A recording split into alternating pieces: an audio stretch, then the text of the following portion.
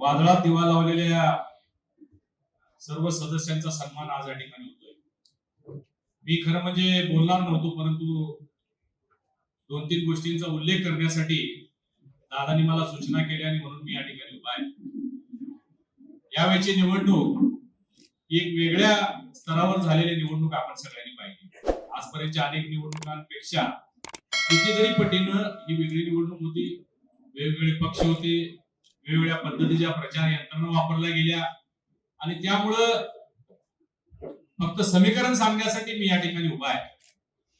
काही लोक सांगतायत की आम्ही जिल्ह्यात नंबर 1 आहोत, काही लोक पराभूत होऊन सुद्धा गुलालात नाचत होते। अशा अनेक गोष्टी आपल्याला पाहायला मिळाल्या।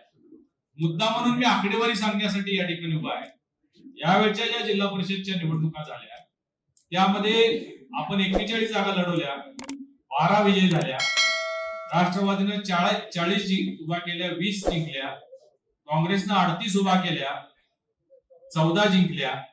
शिवसेनेने 32 उभा केल्या आणि 9 जिंकल्या। परंतु या सगळ्याचे मतदान जर बघितलं तर जिल्ह्यात सगळ्यात जास्त मतदान कुठल्या पक्षाला झालं असेल तर ते भारतीय जनता पार्टीला झालेलं आहे। 3,42,940 भारतीय जनता पार्टीला आहे।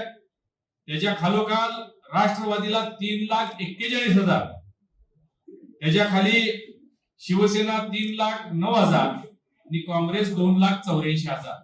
या अर्थानं भारतीय जनता पार्टी आज जिल्ह्यामध्ये मोठा भाऊ आहे हे सांगण्यासाठी मी आपल्या समोर उभा आहे। मला चेहरे असे थोडेसे जिंकून सुद्धा फार काय शापुरे सोडले तर लय पण हसलेले दिसत मला।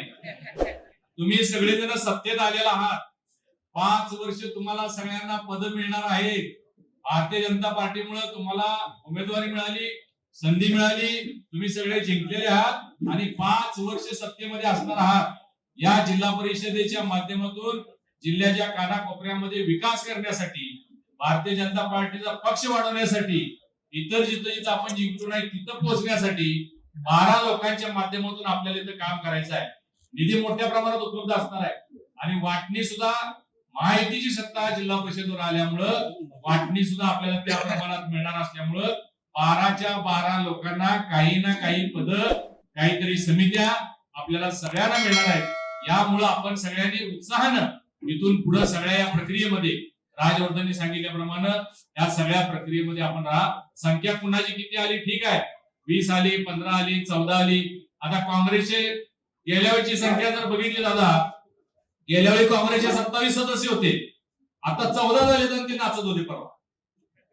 आमचे 14चे 12 झाले, आमचे 2 कमी झाले। भाजपचे गेल्या वेळी 14 होते, 2 कमी झाले, परंतु काँग्रेसचे 27 वरनं 14 वर आले तरी ते गुलाल नाचत होते। राष्ट्रवादीचे 25 वरून 20 वर आले, म्हणजे आपलं फार नुकसान झालेलं नाही। परंतु हे तुमच्या फक्त माहितीसाठी सांगतो की आपल्याला भविष्य काळ फार उज्ज्वल आहे। पुढच्या दृष्टिकोनातून ही निवडणूक महत्वाची होती। पक्षाने जे विश्वास आपल्यावर टाकला तो विश्वास साफ करण्याचं काम तुम्ही सगळ्यांनी केले। 2-3 तालुक्यांमध्ये पंचायत समितीमध्ये सुद्धा आपला वाटा असणार आहे, त्यामुळे त्याचा सुद्धा वापर आणि उपयोग आपल्या तालुक्यातील विकासासाठी, पक्षवाढीसाठी आपण सगळ्यांनी केला पाहिजे। पुन्हा एकदा आपल्या सगळ्यांचं अभिनंदन करतो। भारतीय जनता पार्टी मोठा भाऊ आहे म्हणूनच आपण सगळीकडे मिरवलं पाहिजे एवढीच विनंती करतो। धन्यवाद।